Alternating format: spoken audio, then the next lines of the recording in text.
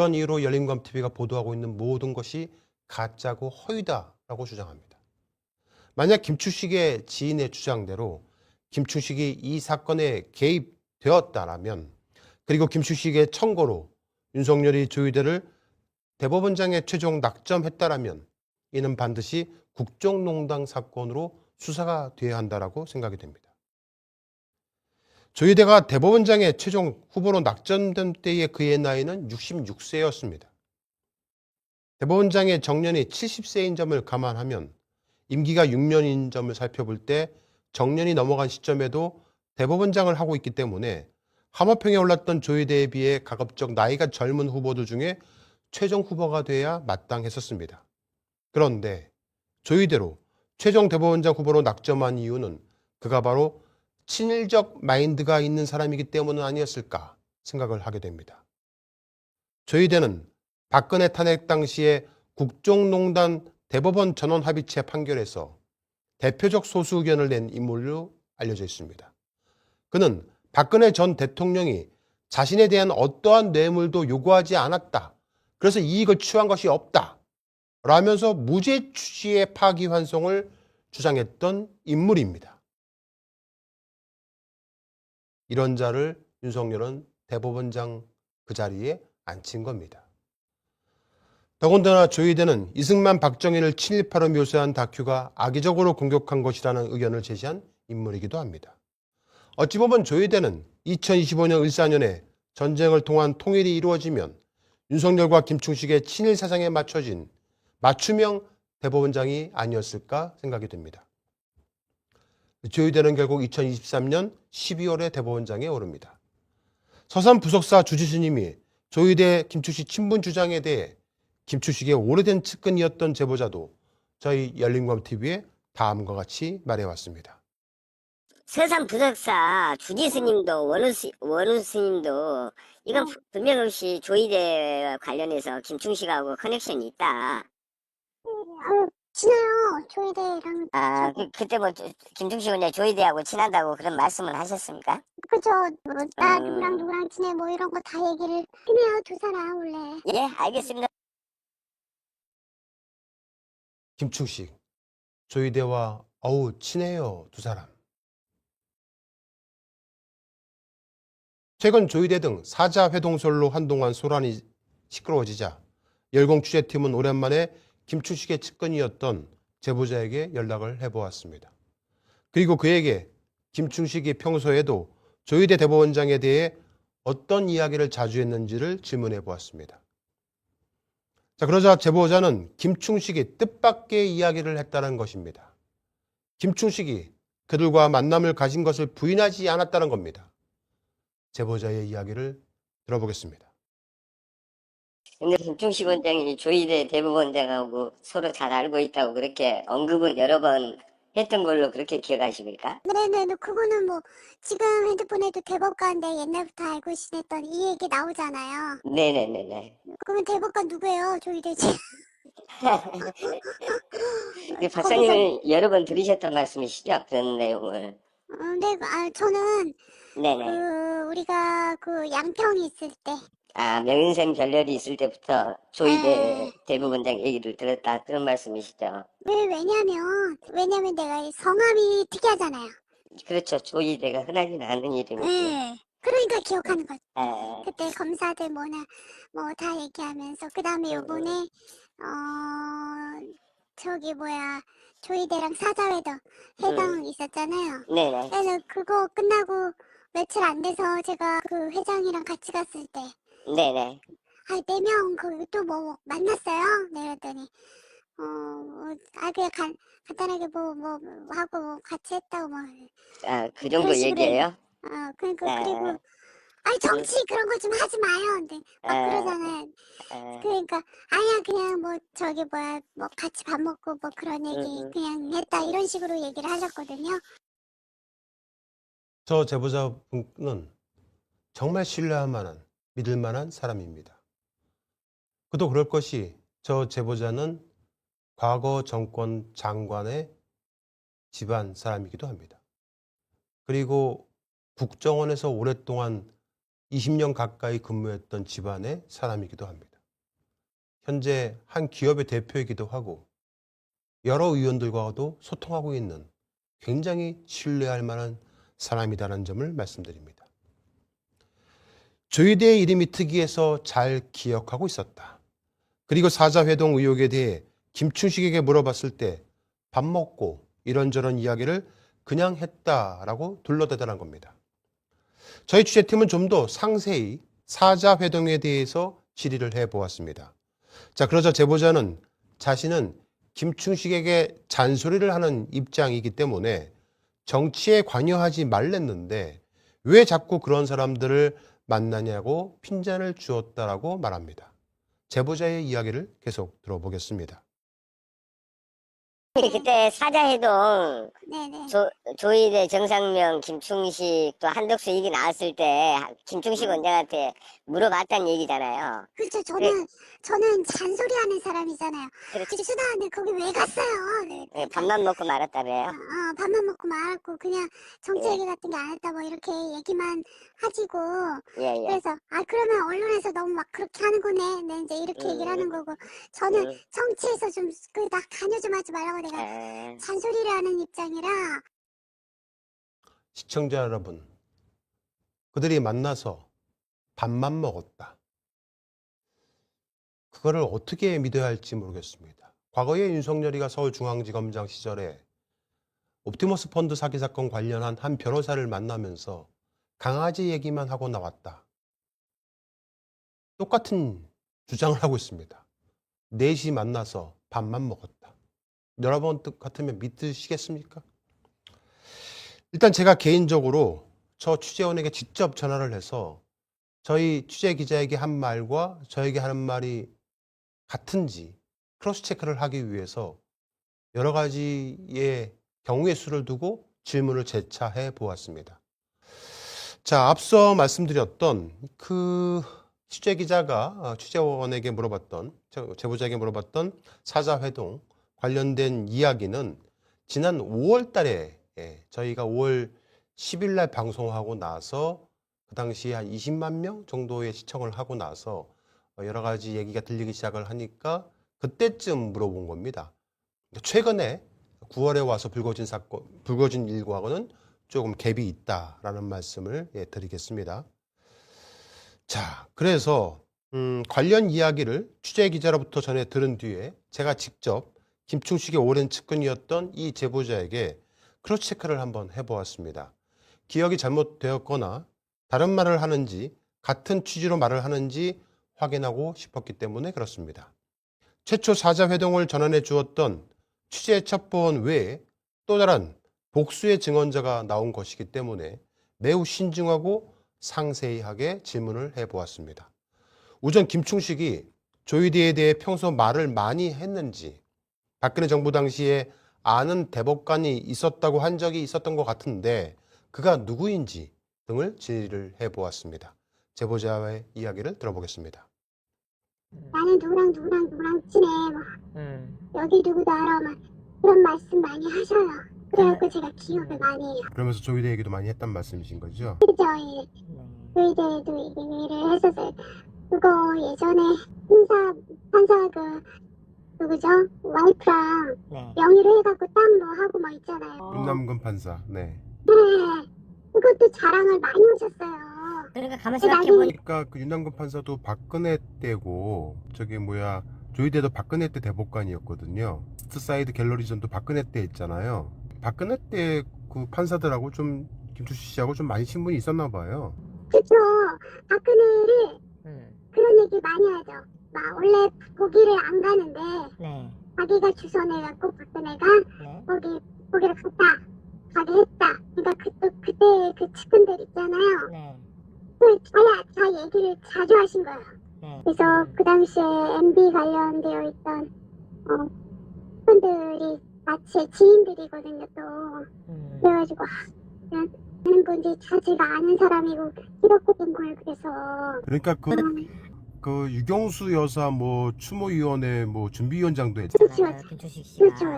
그러니까 그러니까 분명히 박근혜하고 굉장히 밀착돼 있어요. 그런 것 같아요. 그래서 네네네. 제가 볼 때는 그 윤석열 정권 시작되고 나서 대법원장으로 조희대는 아예 청구도 안 됐었는데 거론도 잘 안 됐었는데 조이대가 갑자기 급부상했거든요. 추천한 거죠.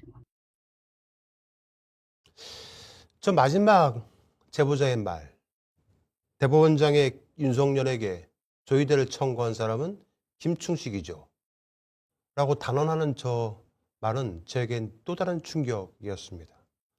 그리고 박근혜 정부 당시에 대법관들과 상당한 친분을 갖고 있었는데 앞서 말씀드렸던 조이대 말고도 다른 대법관이 있었다라는 말을 합니다. 박근혜, 김충식은 자신이 쓰던 여러 가지 서류들과 또 노트들을 버리고 부랴부랴 도망가듯이 양평에서 떠났던 적이 있습니다. 하늘이 도왔는지 천운인지 저희 열린광TV 취재팀이 비 오는 날 그 쓰레기 더미를 뒤져서 그가 버리고 간 여러 가지 증거들을 수집해 왔습니다. 그 중에 하나를 공개합니다. 자, 보시는 명함은 김충식이가 유용수 추모동산 건립위원회의 문화예술 총감독이라는 명함을 파서 들고 다녔다는 것을 증명해주는 결정적 증거입니다. 열린광TV는 오로지 증거로 입증합니다. 즉 김충식은 실제로 박근혜 일가와 매우 친분이 있었기 때문에 유용수 추모동산 건립위원회의 문화예술 총감독까지 할 수 있었던 겁니다. 저는 제보자에게 사자회동설에 대해서 김충식에게 물어봤는지 질문을 해보았습니다. 자, 그러자 제보자는 그렇지 않아도 김충식에게 직접 사자회동에 대해서 물어봤는데 밥만 먹었다라고 했다는 겁니다. 어떤 정치적 얘기도 없었고 만나서 밥만 먹었다고 말했다는 것인데 이는 5월경에 취재기자가 물어봤을 때와 동일한 대답을 해온 겁니다. 들어보도록 하겠습니다. 그 사자회동에 대해서 조이대, 한독수, 정상면, 김충식 그런 얘기에 대해서 그런 얘기는 없으신가요? 아니 안 그래도 제가 그거 봤어요. 그런데 거기 갔다 같이 뭐 해서 그냥 같이 저녁 먹었다 이렇게만 얘기를 했었거든요. 그러니까 김충식 씨가 김충식 씨에게 그 4명 만났어요? 물어보니까 그냥 간단히 만나서 저녁 먹었다? 네네네네. 뭐 정치 얘기한 것도 아니고 네. 이게 다른 일 때문에 만나서 얘기한 거 얘기는 했다 이제 얘기는 하는 거죠. 4명이 만나서 저녁만 간단히 먹었고 정치 얘기는 안 했다? 예. 언제쯤 만났다는 얘기는 안 하시고요. 아니, 저는 뉴스에 나온 걸 보고 또 뉴스 또 만났다는데 그게 왜 갔어요?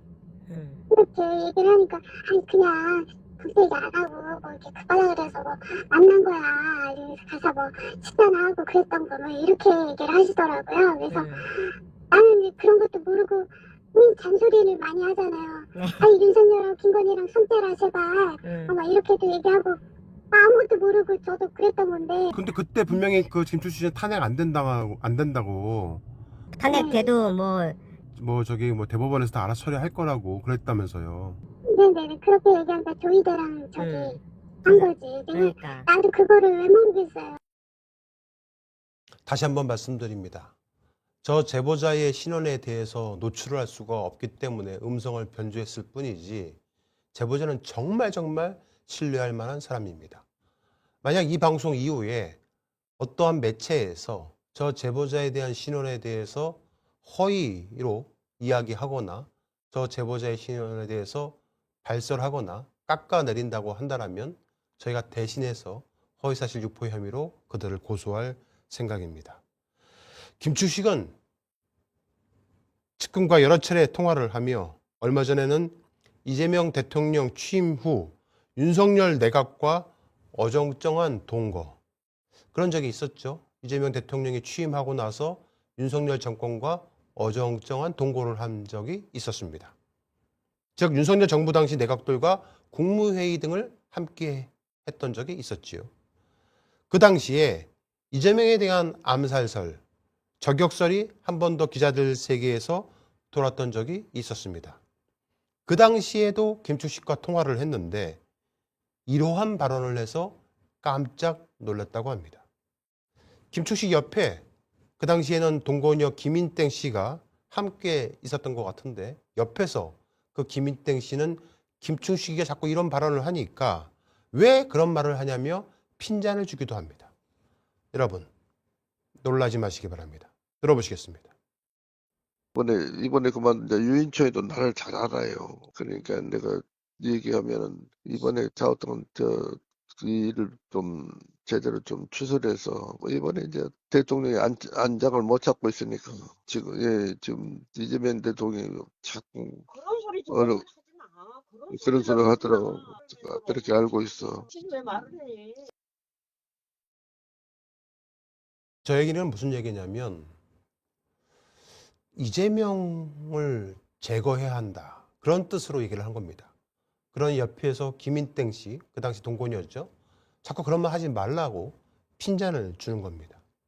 유인천도 잘 알고 있다. 좌우지간 일을 제대로 추진해서 이재명 대통령을 안 잡고 못 잡고 있으니까 지금 이재명 대통령이 자꾸 이상한 일을 하니까 그러면서 뭔가 얘기를 하려고 하니 옆에서 동고녀가 그런 소리 좀 하지 말아라 라고 얘기를 한 겁니다. 그래서 서둘러서 전화를 끊기는 했지만은 저는 여전히 이재명 대통령의 안위가 매우 걱정되는 사람 중에 한 명입니다. 저들은 결코 물러서지도 않을 것이고 결코 중단하지도 않습니다. 분명 언제 어느 때라도 이재명 대통령을 해할 그런 시도들을 해올 것입니다. 4.4 회동설은 경제장 썰전이라는 팩트로 확인하기 어려운 내용을 공론의 장으로 이끌기 위해서 5년 가까이 방송했던 프로그램이었습니다. 지난 5월 10일 방송 당시에 어떠한 문제 제기도 없었습니다.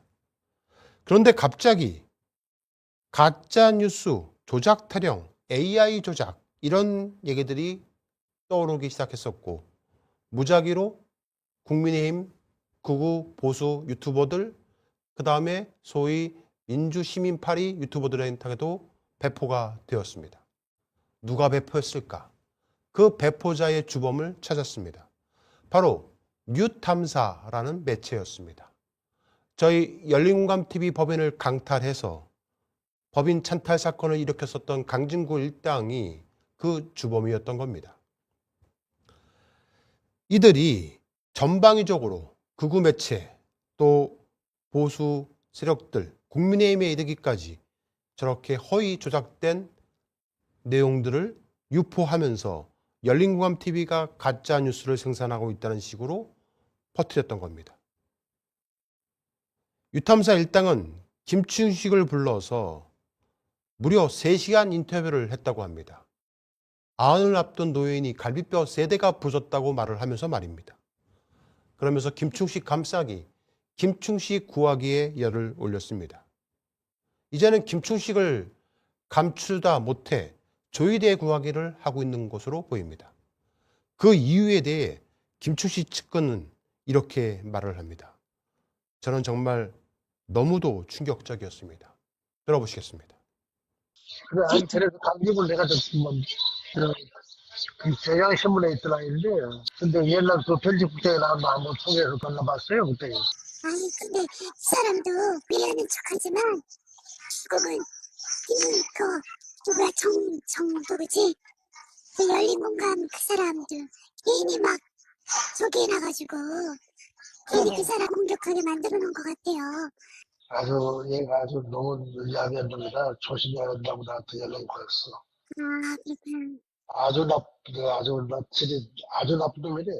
한 20가지 죄를 지은 놈이라고 나한테 보내놨네. 유탐사의 강진구는 김충식에게 연락해서 정천수 얘가 아주 야비한 놈이다. 조심해야 한다라고 자신에게 연락을 해왔다는 겁니다.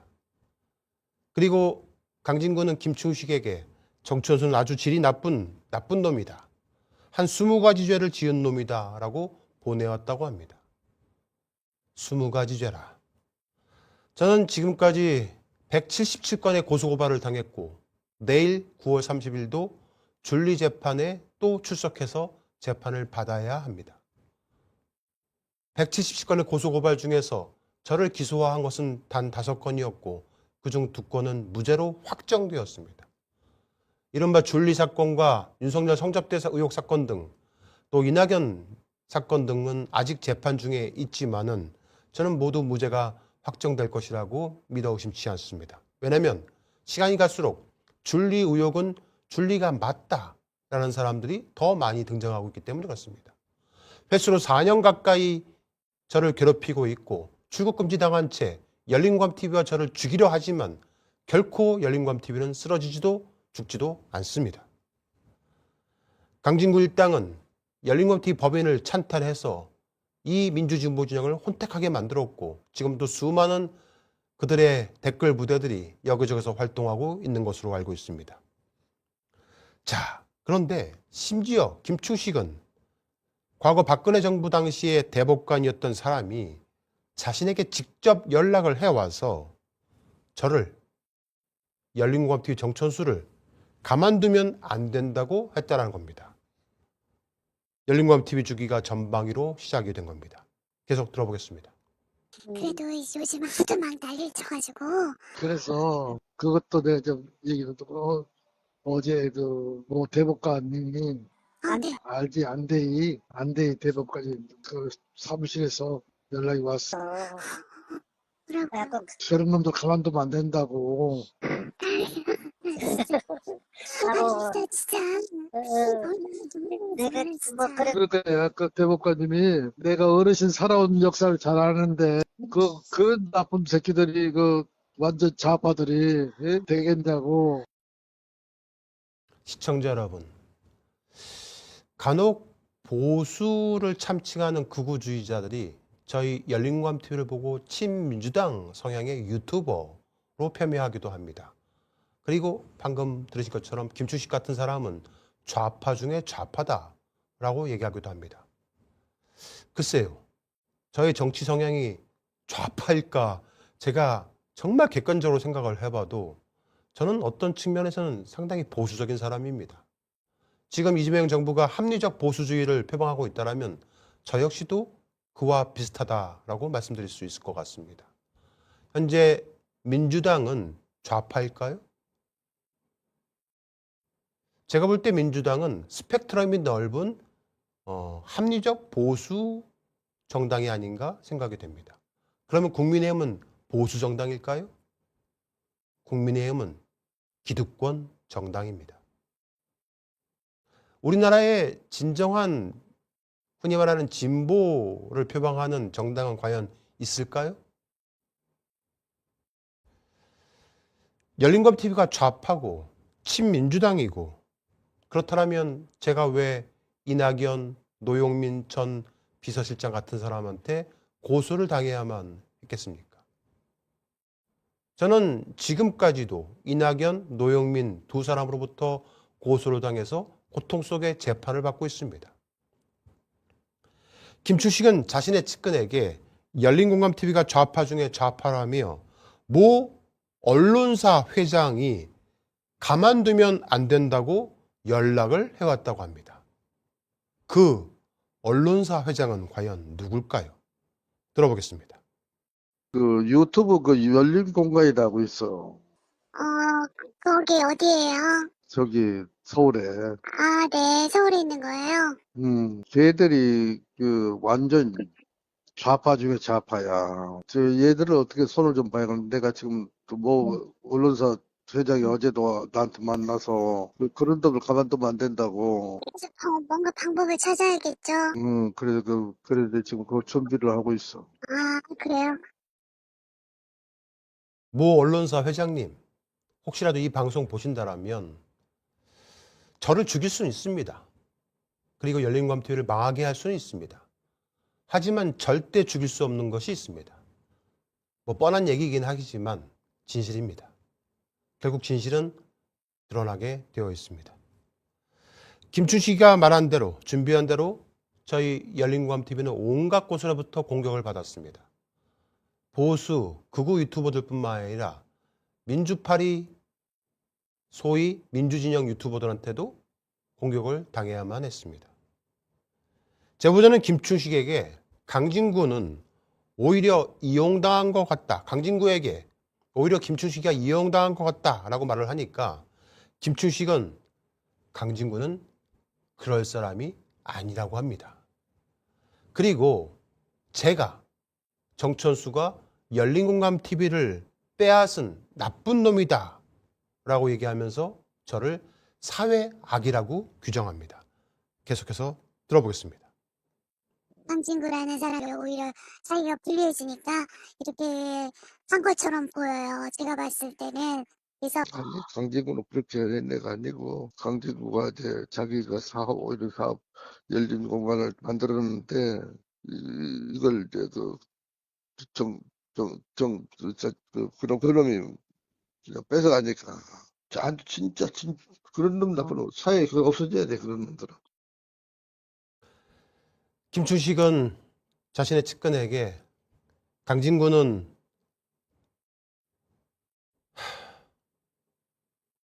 그렇게 하는 애가 아니다. 강진구가 열린공감 TV를 만들었는데 그 정모식이 정천수가 뺏어가니까 그 정천수가 아주 나쁜 놈이다. 사회에서 없어져야 할 그런 놈이다. 라고 얘기를 합니다. 2010년 9월 유튜브를 플랫폼으로 하는 언론법인사를 저 정천수가 만들었습니다. 그리고 2020년 11월, 그러니까 언론법인화를 하고 나서 3개월 뒤에 한 사법 피해자의 소개로 당시 경향신문 기자였던 강진구를 처음 소개받았습니다. 그때만 하더라도 저는 강진구의 얼굴도 몰랐을 때였습니다. 그는 2020년 8월에 당시 경향신문에서 박재동 화백을 성추행 혐의로 고소한 여성에게 주례를 부탁하러 갔다가 성추행을 당했다고 주장한 여성의 증언이 계속해서 바뀐다면서 기사를 작성했던 인물입니다. 하지만 경향신문은 해당 기사는 2차 가해라는 지적을 하고 경향신문에서 해당 기사를 삭제했었습니다. 이로 인해 강진구는 정직 1개월의 정직 처분을 받았습니다. 하지만 강진구는 징계 결정이 부당하다 하면서 재심을 청구했지만 인사위는 징계를 확정했습니다. 그리고 2021년 7월 7일 강진구에게 내근 발령을 합니다. 하지만 강진구는 경향신문의 내근 발령을 거부하고 겉으로 돌아다녔습니다. 그러자 경향신문은 2021년 8월 24일 또다시 강진구에게 정직 4개월을 징계를 때립니다. 그리고 2021년 12월 23일 진호위에서 판정이 내려지게 됩니다. 그러는 사이 2022년 3월 9일 20대 대선이 치러졌습니다. 윤석열이가 대통령에 오른 겁니다. 그리고 2022년 3월 31일 강진구에 대한 경향신문 해고가 결의됩니다. 그리고 2022년 4월 8일 중노위에서 판정이 최종되면서 강진구는 경향신문에서 해고됩니다. 그리고 한 달 뒤인 2022년 5월 2일 저는 강진구에게 이제는 열린공감TV에 정식 합류해 주십시오 라고 얘기하면서 정식 기자로 들어오게 됩니다. 즉 열린공감TV에 강진구가 정식 기자로 들어온 시점은 2022년 5월이었습니다. 그러니까 2020년부터 2022년까지 그 사이에 강진구는 열린공감TV의 취재협력 기자 신분이었을 뿐입니다. 하지만 너무나 많은 사람들은 강진구가 열린공감TV를 키웠고 만들었다라고 착각하고 있습니다. 2022년 5월 2일 날 열린공감TV에 정식으로 취업한 강진구는 제가 곧바로 사내 이사로 임명합니다. 그리고 한 달 뒤인 6월 7일 저를 최영민, 박대용과 함께 공모하여 대표이사에서 해임합니다. 그리고 그들은 그달 6월 18일 각자 대표이사에 스스로 손을 들고 오르게 됩니다. 강진구가 자기 손을 들고 최영민이 자기 손을 들고 대표이사에 오르게 된 겁니다.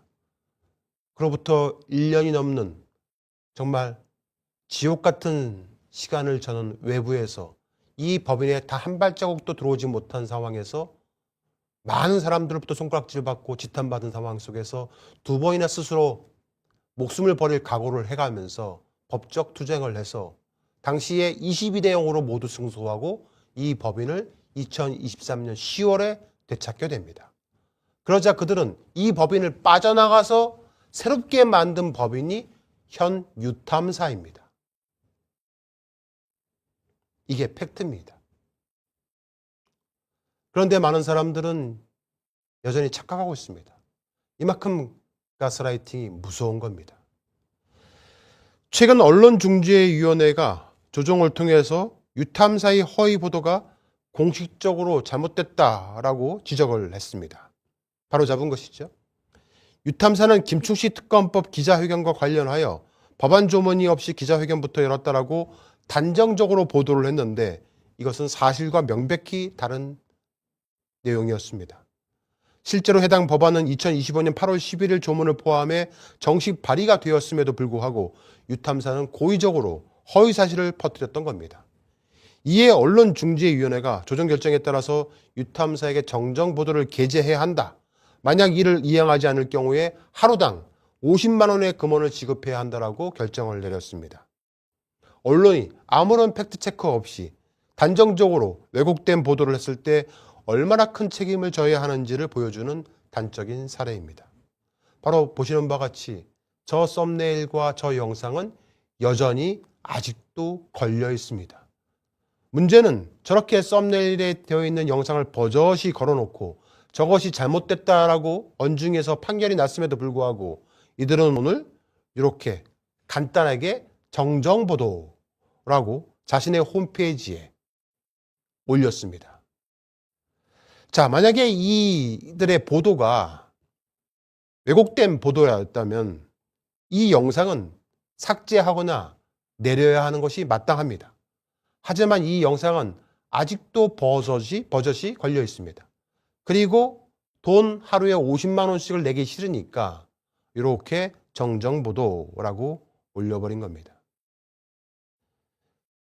시청자 여러분, 제가 왜 유탐사 강진구 일당을 밀정이라고 말을 하는지 여러분들이 이제는 좀 인정을 해 주셔야 될 듯 싶습니다. 그동안 막연히 열공 경영권 사건에 대해서 양쪽 다 주장을 너무 심하게 하고 서로 아웅다웅 싸우기만 하니 나는 관심 없다, 시끄럽다 라고 생각했던 사람들도 최근 이 조이대 사자 회동술로 인해서 어디서 문제가 됐고 어디가 가짜 뉴스를 생산하는 곳인지를 알게 됐다라는 분들이 굉장히 많이 늘어났습니다. 처음에 일종의 보수 패널들은 저희 열린공감TV가 소위 청담동 술자리라는 가짜 보도를 한 것으로 인식하고 있었습니다. 그래서 청담동 술자리라는 가짜 뉴스를 했었던 열린공감TV가 또 조이대 사자회동소이라는 조작 보도를 했구나 라고 인식을 하게 한 겁니다. 하지만 하나씩 팩트로 확인을 해보니 열린공감TV와 유탐사는 다른 법인이고 다른 곳이구나 라는 것을 이제야 알았답니다. 대표적인 사람이 장성철 씨입니다. 이렇게 이번 조이대 사자회동술로 인해서 열공법인 강탈 사건에 대해서 바로잡고 바로 깨닫게 되는 사람들이 많이 늘어나고 있습니다. 결국 진실은 이깁니다. 오늘 보도는 여기서 마치도록 하겠습니다. 시청자 여러분 안녕히 주무시기 바랍니다. 감사합니다. 열공